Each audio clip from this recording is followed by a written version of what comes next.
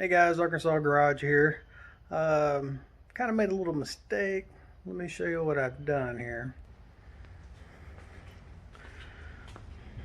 Well, as you can see here on this engine, I've taken it apart and it's been sandblasted and it's been painted. And then when I found out when I turned this right here, I heard a little bit of scraping. As you can see, there's some of the glass bead material on the piston and stuff. I had everything plugged up as best as I could. I forgot one bolt and it just slipped behind the gasket, but I'm gonna go ahead and just take this engine apart, get it real nice and cleaned up. Get my flashlight here, and you can tell by looking in here, I mean, there's not many scratches at all. I'll get that all nice and cleaned up. Here's the top of the head. It doesn't look too bad. It's got a little bit of junk right there by the spark plug, but I'll get it cleaned up. I went ahead, I mean, heck, if I'm gonna take it apart and clean it, I went ahead and got these bearings. There's the part numbers right there if you need them. And here's the other one. Looks like they're they're the same. And went ahead and got the dust seal. Got those. This piece right here is a puller. You use this. I've already got penetrating oil inside there. But you use this and it'll pull on this piece. I'm not for sure if I can actually show this on camera. I'll try. But you might be able to see it. Alright, there's a shaft in there. Well, it's kind of hard to tell because I got it full of penetrating oil. But anyways, it'll push on that in the middle and it'll grab these threads. As you can see here, it'll grab these threads, grab the threads here, on here. This piece, as you're screwing it down, will push up against the shaft on the connecting right here and pull this piece, well, not pull it, but it'll eventually end up popping off. So anyways, that's what I'm fixing to do today.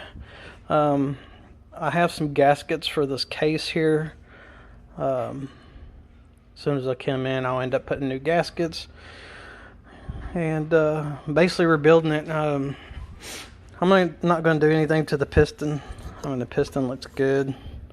I thought about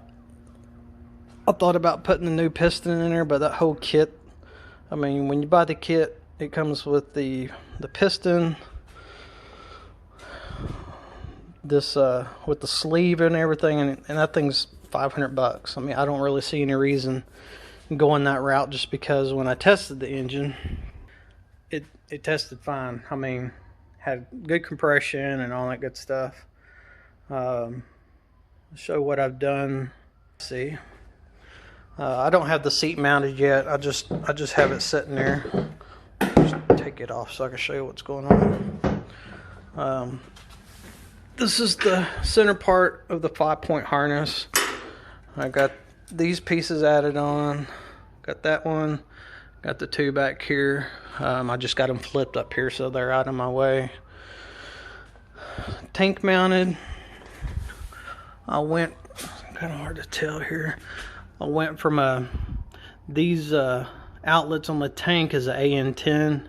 So I went from an AN10 here, going to AN10 mel, and going to a what size is this? I think it's a quarter inch barb, so I can run my fuel line from here.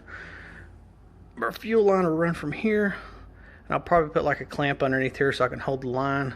It'll run down to this enormous fuel filter. On the line, it'll look a lot smaller than this, but as you can see, it's about the size of one of those little Red Bull cans. But anyways, It's bought. There's not much I can do to it, but it does come with different fittings on each end. I went ahead and kept the AN10 fittings on there. Got these same barb fittings.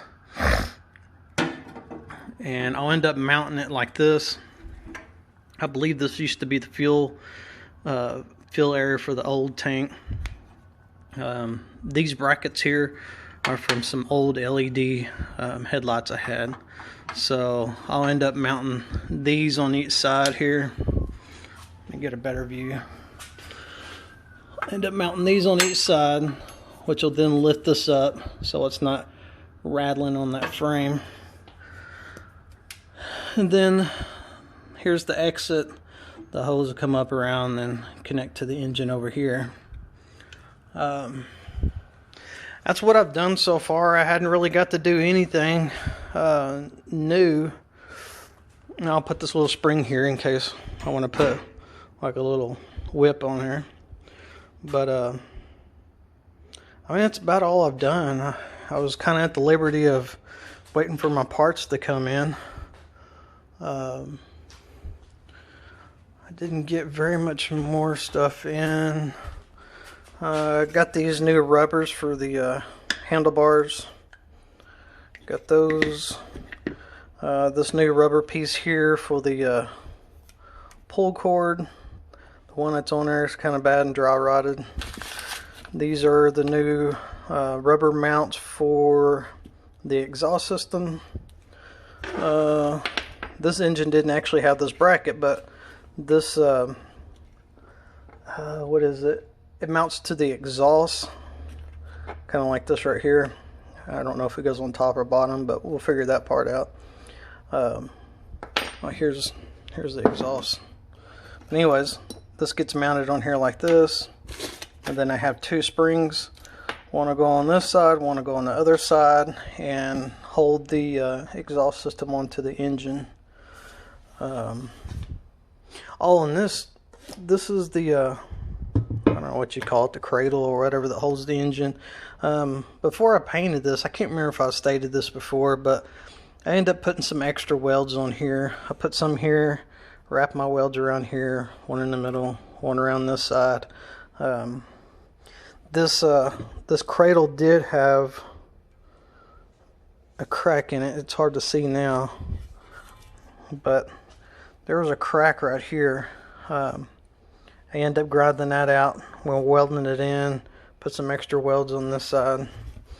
I guess those things just aren't made very well. I was looking at the cradle on this engine. I mean, you can see where somebody has gobbed up a bunch of weld on here. Looked like it had been broken once before.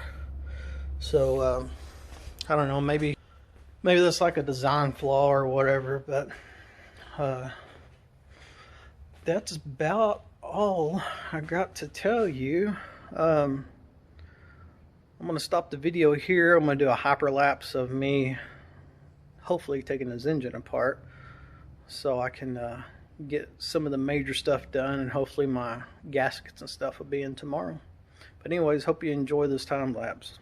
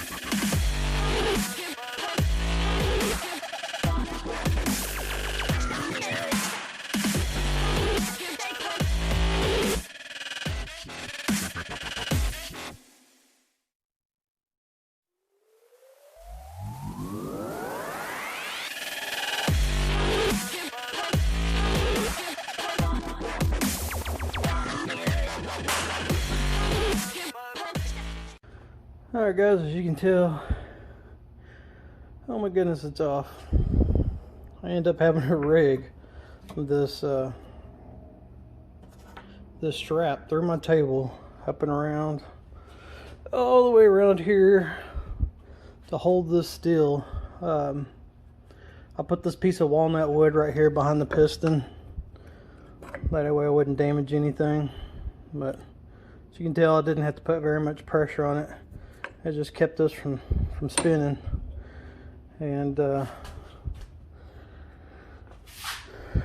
here's the centrifugal clutch I was trying to take off. You know, I was hoping, I tried to take this off without having to buy this tool, because this tool here is like 30 bucks. Yeah, that didn't work very well. But anyways, now at least I can get to all these bolts to be able to take this case half apart and replace these bearings and stuff. Alright, I'm going to start this time lapse back up.